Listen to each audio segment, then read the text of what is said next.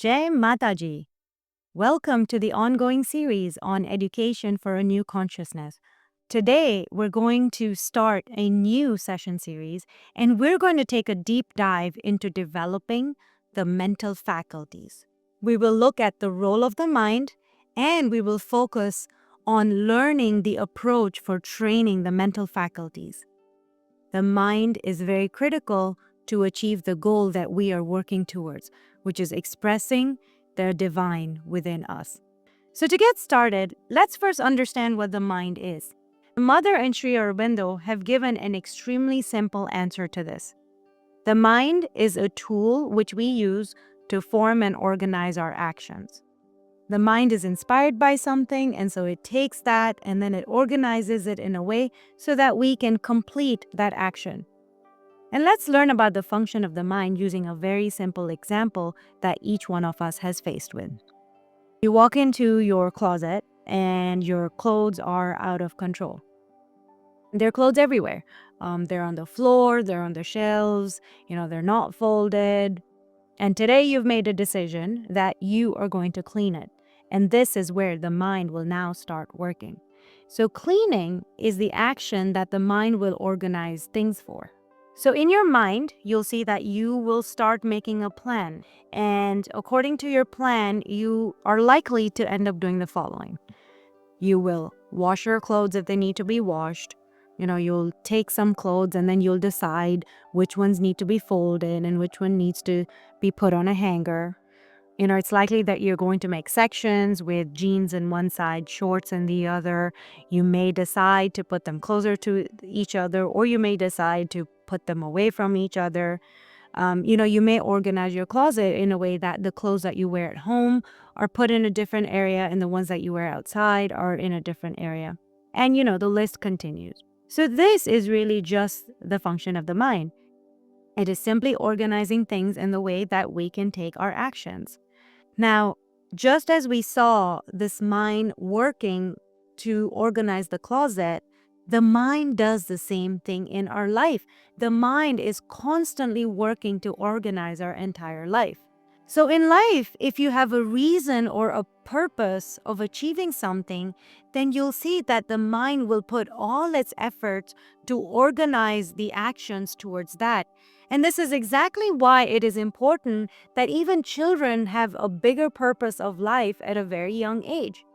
Now, if you don't have any reason or purpose in life, then you'll see that the mind will just continue serving itself and your life will be a mess. So what that means is that we also need to think about education for the mind, not just for children, but we need to start doing this for ourselves. Now, the question is, where do we get started? You see, if you ever want to achieve anything in life, then you will be able to get there if you had a really good ability to concentrate, because concentration forms the basis of your success. And let's learn about the power of concentration from a magnifying glass. We all know that a magnifying glass is typically used to make things appear larger. But you could take the magnifying glass on a sunny day, and if you put the magnifying glass on a piece of paper and you focus just on one point on the paper, you will be able to focus the rays of the sun, and just with that, you can start a fire. And this is the power of concentration. You can achieve wonders just by focusing on one point in your life, and success will be guaranteed in a short time frame, just like we see with the magnifying glass. So you see that concentration is something that we need to develop and train and use in all areas of life, not just studies. It also needs to be applied to sports and day-to-day household activities. And the more you develop this skill, the more output you will get. Now, when you take a look at children, you see that their thoughts are like butterflies and their actions are like butterflies, right? They're doing this 1 minute and then the next minute they're doing something else. And so all that means is then when we think about preparing the children, what we really need to do is activate the power of attention within them. So the advice for teachers or even parents is to start with something that the child is interested in and then make that challenging to build their concentration. I discussed examples for this in the sessions on Education of the Vital series, so if you haven't listened to that, please make sure you listen to that as well. In the Vital section, we discussed one very important topic, which is what is the best gift for a child? And the answer to that one was the best gift for a child is to train him to know himself or herself and master himself or herself. Now, just like this, we also have a best gift to give a child in the training of the mental faculties. And here, the best gift we can give the child is the opportunity to learn something. And most importantly, what we could do is teach the child to love learning. You see, if you love something or have an interest in something, you're likely to go all in. So interest and loving to learn is something that also needs to be considered in education. Now, the thing about learning is keeping one thing in mind is it's not the end goal that we need to stay focused on. We also need to learn and enjoy the process. And that makes everything really exciting. So make sure for children, you are creating an environment in the house where they see that learning is something that is encouraged all the time. And for that, you also must be learning something new every day so that the child is seeing that this is something they also need to be doing. Now, if we ever want to learn something, there are 3 steps that we will take: observing, recording and understanding, and then the last one is keeping it in our memory. So let's take a deeper dive into this today. But I'm curious and I'd like to know from all of you, how many of you remember what you were taught in university? I remember taking a bunch of courses in the science program where I had to memorize pathways and chemical reactions. And if you ask me to draw them out, I don't remember anything. And so I don't even know why we were forced to memorize all of that, because that didn't help me. Today, if I want those pathways, all I have to do is go to Google and I know how to find them, right? So what that means is when we think about learning, we have to change our approach towards it. And the truth of remembering something is that we are likely to remember something if we understand it. And so education must be focused around understanding things. So focus on the how and why of things. If a child is asking you a question and you don't know the answer, that's okay. Direct the child to a source where he or she can get the answer from. The first step in learning is observing. And often in life, we have a tendency to notice some things and then we will ignore some things. And then even of the things that we notice, we actually do a really bad job of noticing them.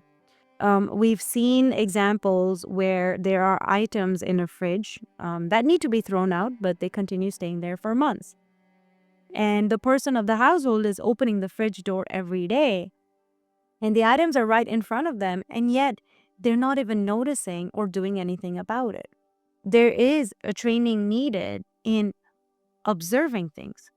So start engaging children in activities to keep them alert and prompt.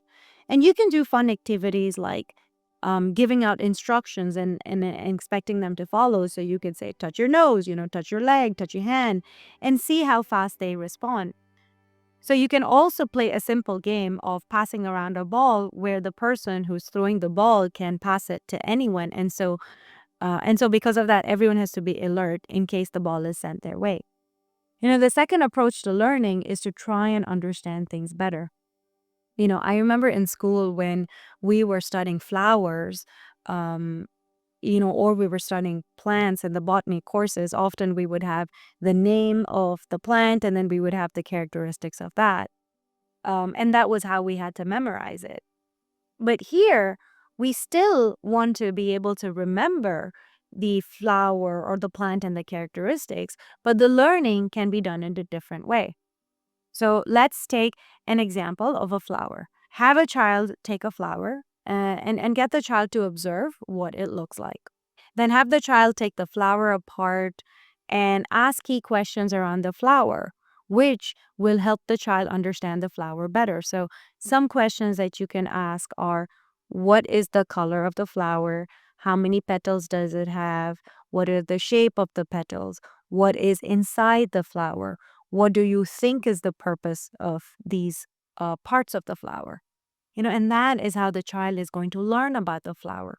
So if you want the child to remember the details about the flower, don't make the child repeat this activity every day. Instead, what you can do is take another flower and then have the child repeat the process with breaking down the flower, and then you ask them questions around that flower. To extend the learning further, now ask the child what are differences and similarities between the two flowers, comparing it to the previous flower. You see, in that way, the child will remember the details and won't have to put in any effort to memorize anything about the flower. So you can use this approach in any area. It can be used to study animals, it can be used to study the stars, and creativity has no end, right? So you could also do this in experiments. When we take a look at chemistry, children don't need to start by learning formulas first. What you could do is do the experiments first and then lead them to the formulas so that they could remember the formulas better. And with that, we're at the end of today's session. Thank you all for tuning in. I hope you're walking away with something new and take action on it in your journey towards perfection. See you in the next session. Jai Mataji.